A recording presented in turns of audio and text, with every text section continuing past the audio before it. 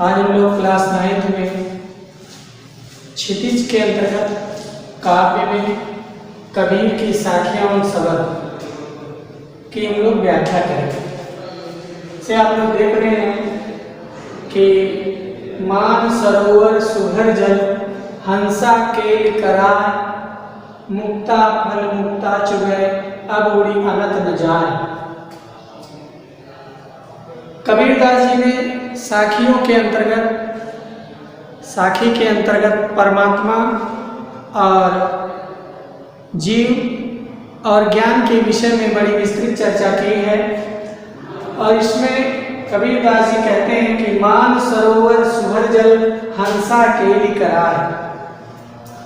जो मान सरोवर है, जो सहस्त्र शून्य है, उसमें जब यह जीवात्मा यानी जीव पहुंच जाता है तो उस मानसरोवर जो सहस्त्र शून्य है उसमें जब यह जीवात्मा पहुंच जाता है, जो कि पूरा सुख वैभव और ईश्वर का सानिध्य स्थल है, वो बहुत सुंदर है। वहाँ जब पहुंच जाता है तो यह हंस, ये जो जीव है इसको हंस की उपमा दी गई है। यह हंस उस मानसरोवर में, जो सहस्त्र शून्य मानसरोवर है, वहाँ पर यह खेल माने क्रीड़ा करता है। मुक्ता फल मुक्ता चुगय अब उड़ियानत न जाए। उस मानसरोवर में जो सहस्त्र शून्य है, जहाँ परमानंद है, वहाँ पहुँच करके यह जो है हंस जो है मोती फल स्वतंत्र होकर के चुगता है। मुक्ता फल मुक्ता चुगय, यह मोती का फल जो है यह स्वतंत्र होकर के चुगता है। अब उड़ियानत न जाए। आप जानते हैं किसी भी व्यक्ति को या किसी भी जीव को जहाँ अत्यंत सुख और आनंद प्राप्त होता है, वह उस स्थान को छोड़ करके अन्यत्र कहीं नहीं जाना चाहता। ठीक। मान सरोवर सुघर जल हंसा केल कराय मुक्ता फल मुक्ता चुगय अब उड़ियानत न जाए।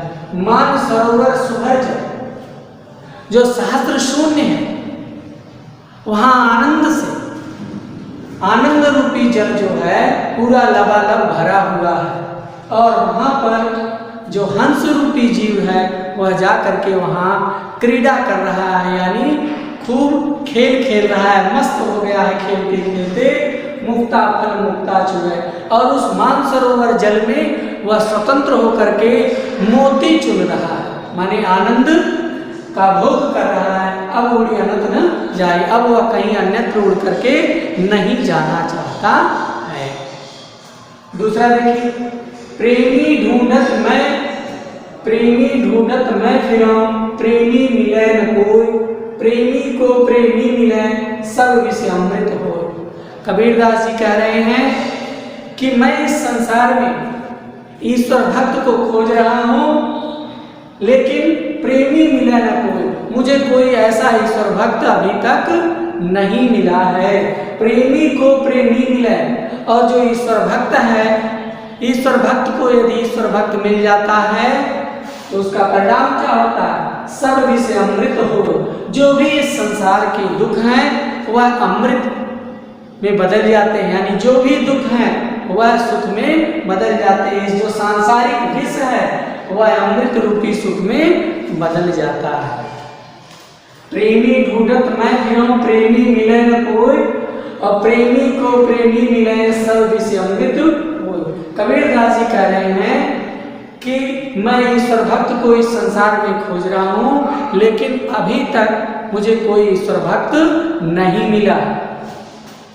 और जैसे ही प्रेमी को प्रेमी मिले, जैसे ही ईश्वर भक्त को ईश्वर भक्त मिल जाता है, तो इस संसार में जो विश्व रूपी दुख है वह अमृत रूपी सुख में तुरंत बदल जाता है।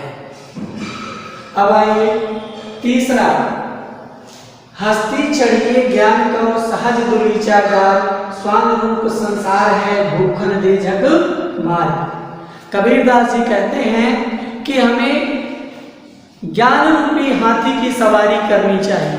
किसकी सवारी करनी चाहिए? ज्ञान रूपी हाथी की सवारी करनी चाहिए। और हाथी की सवारी आप कैसे करते हैं? आपने हाथी को देखा होगा तो महावत को भी देखा होगा।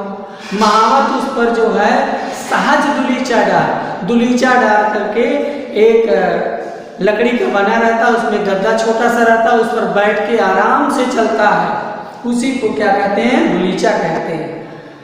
कबीरदास जी कहते हैं कि हस्ती चाहिए ज्ञान का सहज दुलीचा डाल, ज्ञान रूपी हाथी पर चढ़िए और ज्ञान रूपी हाथी पर चढ़िए और सहज साधना रूपी दुलीचा डाल करके आराम से चलिए। स्वान रूप संसार है और संसार की तुलना कबीरदास जी ने कुत्ते से की है कि जैसे जब हाथी चलता है तो कुत्ता पीछे पीछे भागता रहता, तो कह रहे हैं स्वान रूप संसार है, कुत्ते के समान यह संसार है। यह यदि भूख रहा है तो आप इसे भूखने दीजिए, इसे नजरअंदाज करके आप जो है चलते रहिए। भूखन दे झकमार, एक समय ऐसा आएगा कि यह भी अपने आप स्वयं झक मार करके परेशान होकर के स्वयं चुप हो जाएगा।